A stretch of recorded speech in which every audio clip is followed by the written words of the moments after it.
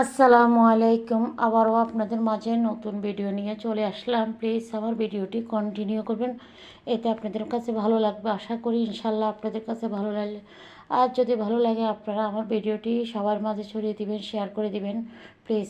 তো আমি কিভাবে রান্না করছি দেখতে পাচ্ছেন। আজ রান্না করব আমি কার্পু মাছ, এবং এই মাছটা আমি কার্পু মাছে আমরা ডাকি, তো আপনারা কী নামে ডাকেন সেটাই কমেন্টের মাধ্যমে জানাবেন।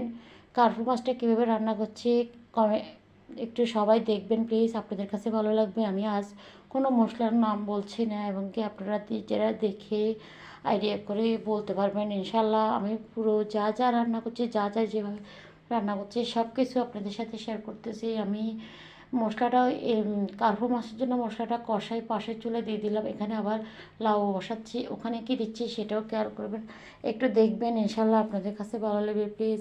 আমি যেহেতু নতুন মানুষ, অনেক সময় আমি আমার কথার ভিতরে ভুল ত্রুটি থাকলে সেটা ক্ষমা দৃষ্টিকে দেখবেন। হয়তো হতে পারে, হয়তো আমি আপনাদের মতো ততটা শুদ্ধ করে অতটা স্ট্যান্ডার্ড করে কথা বলতে পারি না। যতটুকু জানি আলহামদুলিল্লাহ, এতটুকু মনে করবো আল্লাহর কাছে, এতটুকু শুক্রিয়া। তো সবাই আমার ভিডিওটি কন্টিনিউ করবেন, ভালো লাগলে আমার ভিডিওটি আবারও বলছি একটু শেয়ার করে দিবেন, সবার মাঝে ছড়িয়ে দিবেন, এবং আমার ভিডিওটা কেমন হচ্ছে একটু কমেন্টের মাধ্যমে সবাই জানাবেন। আর আমার ছোটো বাবু আছে বলেই আমি ভয়েসটা আমি রান্নার সাথে রান্না যখন করি তখন দিতে পারি না, সিনচিনে আওয়াজটা হয় না, কারণ আমি খাবারের পরে ভয়েসটা দিই। আমার বাবু আছে, বাবুর একটু আওয়াজ হয়, বাবু মানে খেলাধুলা করে একটু আওয়াজ হয়, এক কথাই বলবো। এরপর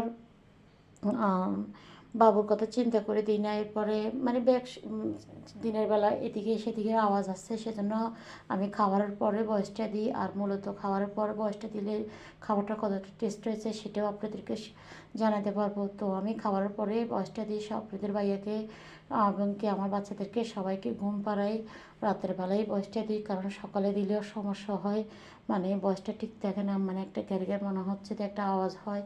তা আওয়াজটা আমার কাছে নিজের কাছে ভালো লাগে না, আর হতে পারে আপনাদের কাছে ভালো লাগবে না, সেই জন্য আমি বেশিরভাগই রাতের বেলা সবাই ঘুমাই যাবার পরেই ভয়েসটা দিই। তো কেমন হচ্ছে আমার রান্নাটা সবাই কমেন্টের মাধ্যমে অবশ্যই জানাবেন। আমি এখানে লাউটা রান্না করতেছি তেলাপিয়া মাছের মাথা দিয়ে। খুব বিশ্বাস করেন সবসময় যে চিংড়ি মাছ দিয়ে রান্না করলে যে আপনি টেস্ট করবেন, লাউটা চিংড়ি মাছ দিয়ে রান্না করলে বেশি মজা হয়। তারপরে আমি আমি অনেক সময় বেশিরভাগই মানে লাউ মাছের মাথা দিয়ে রান্না করে ফেলি, রুই মাছ কিংবা তেলাপিয়া মাছের মাথা দিয়ে রান্না করলে খুবই মজা হয়। সবাই এভাবে করে রান্না করে দেখতে পারেন, খুবই মজার একটা খাবার। তো আসলে লাউ জিনিসটা হলো শীতকালে খেতে বেশি ভালো লাগে। তো শীতকালে কিন্তু সব সবজিরই মজা।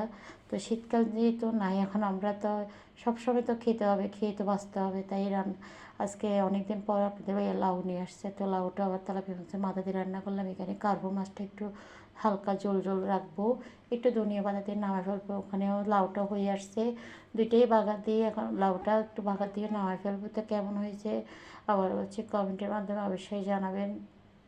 আসলে সবাই রান্না পারে, যারা একদম নতুন তাদের জন্য অনেক কাজে আসবে, কারণ অনেকেই নতুন মানুষ কখনো কিচেনে যায়নি, তারা কিন্তু একটু হলেও ওদের উপকারে আসবে ইনশাল্লাহ। আশা করি সবার যারা নতুন কিংবা ছেলে ভাইয়েরা আছে, অনেক ভাইয়েরা বেসালা ভাইয়েরা আছে, অনেক আপুরা আছে একদম কখনো রান্না করেনি, কোনো দিন একটা প্লেটও ধুয়ে খাইনি। অনেকে রান্নাটা কীভাবে করবে এটা করার জন্য চিন্তা করি, রান্না করতে পারে না। তো এটাই দেখি ইনশাল্লাহ উপকার আসবে সবাই। আর যারা পারেন তাদের তো কথাই নেই। প্লিজ আমার ভিডিওটি কন্টিনিউ করবেন। আমি নতুন মানুষ, আপনাদের ভালোবাসা দিবেন ইনশাল্লাহ, আপনাদের ভালোবাসা দিয়ে আপনাদের সাথে এগিয়ে নেবেন।